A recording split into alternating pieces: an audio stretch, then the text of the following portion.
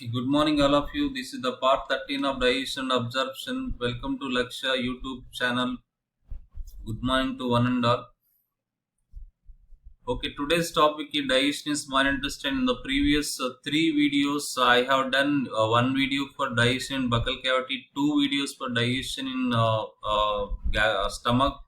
Okay, that is, I told you it is very important digestion in stomach. It is 4 marks question, and also we have autocatalysis 1 2 marks also, and one another 2 mark. What would happen if HCl were not secreted in the stomach? Okay, there are two marks questions and one 4 mark from that part A and part B of digestion in stomach. Digestion in stomach.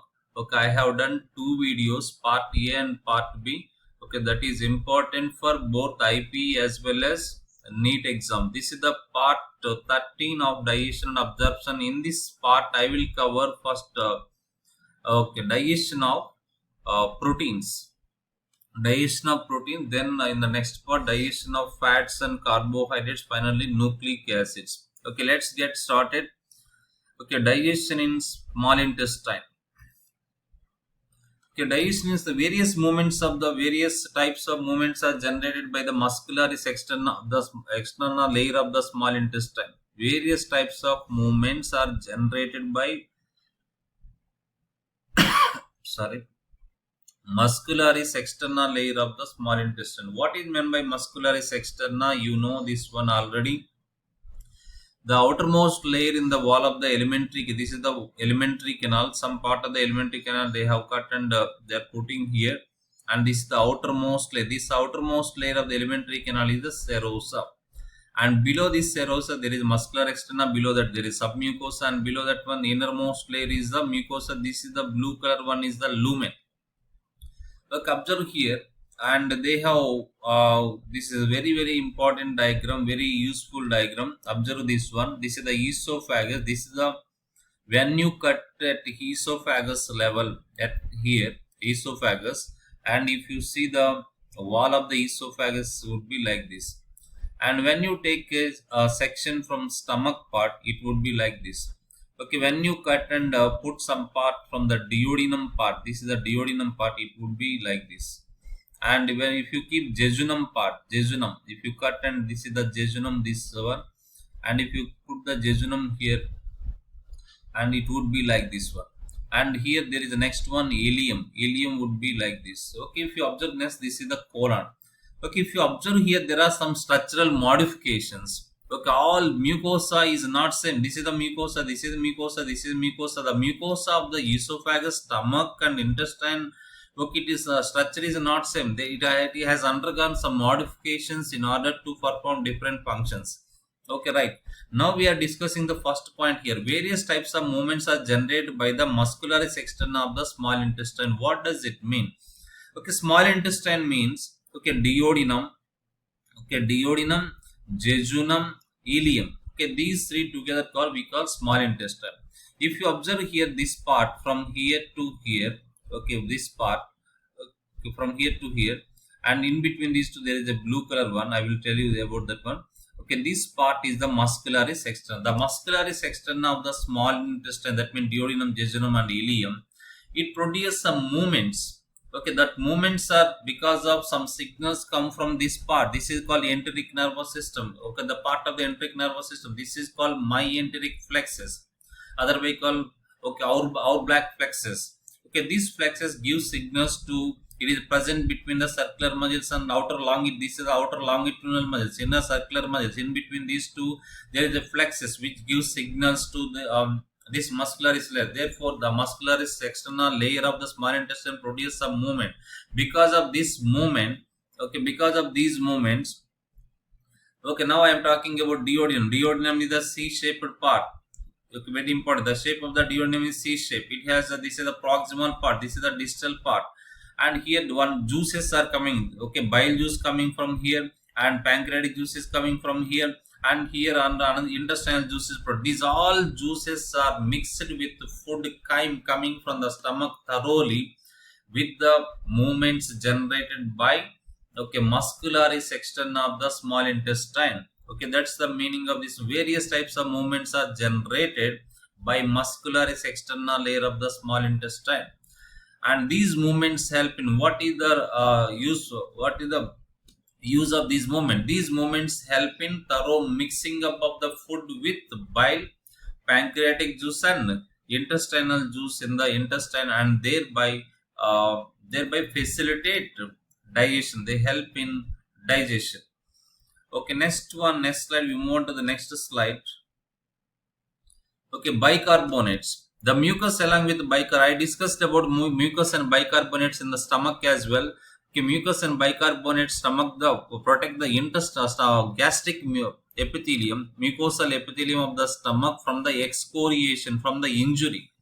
Here also mucus along with bicarbonates, these are coming from pancreas. Okay, pancreas also produce mucus and bicarbonates by the action of an enzyme called hormone called secretin. You will be learning more about that later. And protects the intestinal mucosa. Their mucus and bicarbonates in stomach, they protect the gastric mucosa.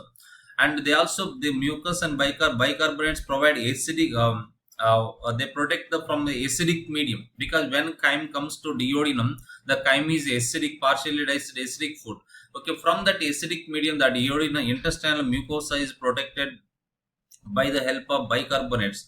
Another importance of these bicarbonates is provides alkaline medium pH 7.8, which is necessary for the activity of the pancreatic enzymes and intestine. The optimal pH value for salivary amylase is 6.8. The optimal pH value for pepsin is 1.8. The optimal pH value for pancreatic enzymes and intestinal enzymes is 7.8. That pH value of 7.8 is also maintained by bicarbonates. That is the importance of mucus and bicarbonate. 1. They protect the intestinal mucosa from acidic medium.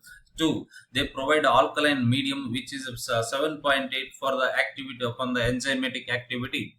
Next, another one. The duodenal cells of the proximal part produce large. Look at this one. Okay, this is the duodenum. This is the proximal part of the duodenum. Proximal means, when you study nephron, there is a PCT and DCT, proximal convoluted tubule, distal convoluted, first convoluted tubule and second convoluted tubule. Proximal first. This is the first part of the duodenum. Here also there are some duodenal cells which produce large amounts of bicarbonates. Okay, not only pancreas producing here bicarbonates, and here this is the duodenal cells also.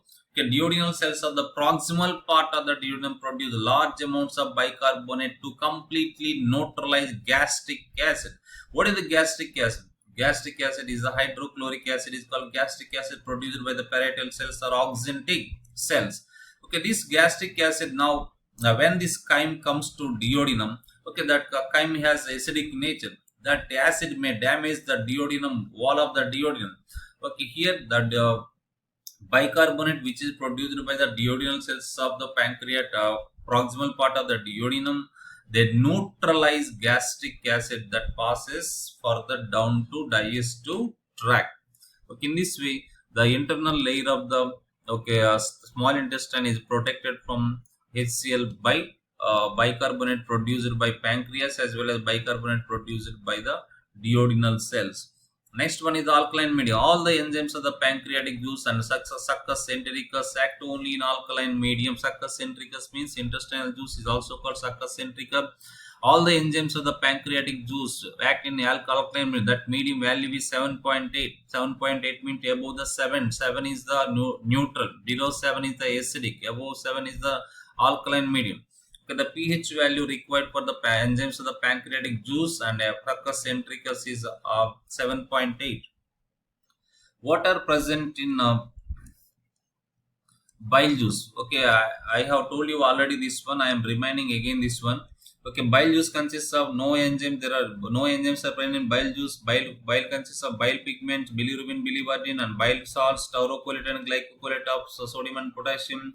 Cholesterol is present. This is given only in NCERT textbook, and phospholipids are also present. It is also, these two are given only in NCERT textbook. This is the composition of bile. Now move on to the pancreatic juice. Pancreatic juice pH value is 8.4. This is the highest among all the digestive juices. Pancreatic amylase is present, procarboxypeptidase is present, trypsinogen is present, chymotrypsinogen. These three help in the digestion of protein. Pancreatic amylase helps in the digestion of carbohydrate, and pancreatic lipase is there, which help in the digestion of lipids. and DNAs and RNAs which help in the digestion of nucleic acids. These two are together called nucleases.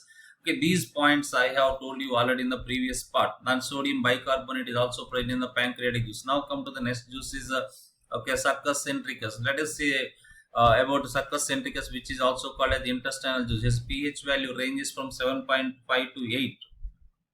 What are present in the intestinal juice? These enzymes are very, very, very important. You have to note down, you have to study comparatively what are the various substances present in salivary juice, gastric juice, intestinal juice, pancreatic juice, and bile juice. You have to learn each and every component of these juices. Very, very important.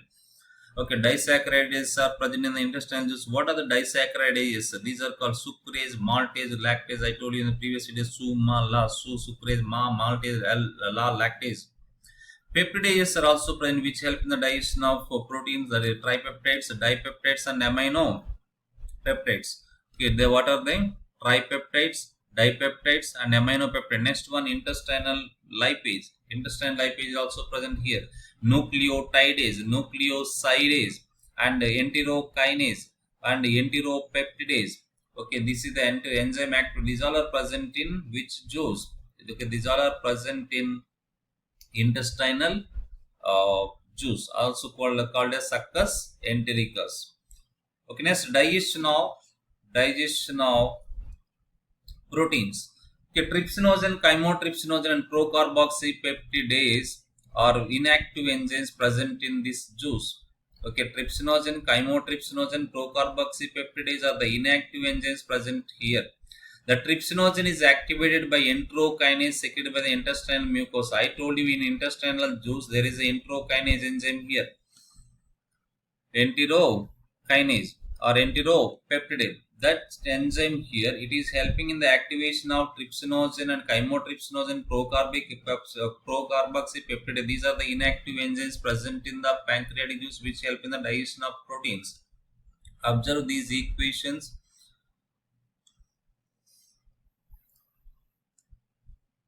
Okay, observe here, trypsinogen, ozone, when there is a ozone, that is inactive form. Trypsinogen is converted to trypsin by enterokinase, which is produced by the cells of the intestinal mucosa. Enterokinase is also called as enteropeptidase. It was given in previous NEET exam. Enterokinase or enteropeptidase.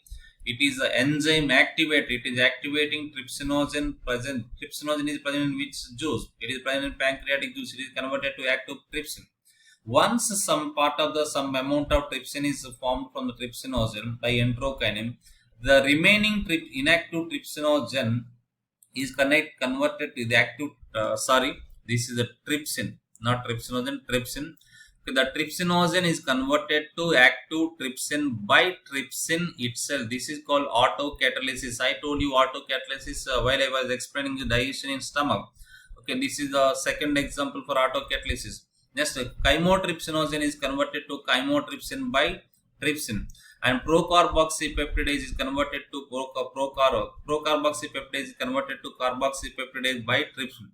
Okay, for the activation of this trypsin is important. For the activation of trypsinogen, what is important here? Okay, enterokinase, which is called enzyme activator. Autocatalysis, trypsin itself can activate. Trypsin itself can similarly activate trypsinogen into trypsin. This is called autocatalysis. Another example for autocatalysis. Okay, this is the activation of enzymes of protein which help in protein digestion. Activation of proteolytic enzymes, pancreatic enzymes. That means pancreatic proteases. Protease means the enzymes which help in protein digestion, also called a proteolytic enzyme. Okay, in this way, these all proteolytic enzymes are activated. Now they are ready to digest the proteins. Okay, we will learn that one digestion of proteins by these enzymes in the next part.